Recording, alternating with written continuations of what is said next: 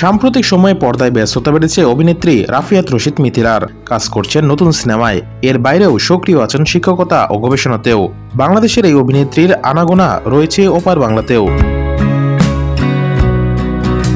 সঙ্গীত শিল্পী তাহসান খানের সঙ্গে বিচ্ছেদের পর ওপার বাংলার পরিচালক সৃজিত মুখার্জির সঙ্গে সুখে সংসার পেতেছিলেন অভিনেত্রী। শোনা যাচ্ছে তাদের সংসার নাকি আগের মতো সুখের আবহে নেই। তবে একটা সময় সেখানে নানা কাজে ব্যস্ত থাকতেন মিথিলা। সম্প্রতি সামাজিক মাধ্যমে ভাইরাল হওয়া একটি ভিডিওতে মিথিলাকে বলতে শোনা যায় দুই বাংলাতেই কাজ করতে ভালো লাগে তার।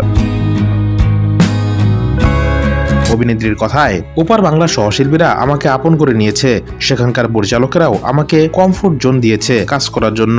ওখানে আমি নতুন, তারপরও কমফোর্ট জোনে কাজ করে যাচ্ছি, সামনেও করে যাব।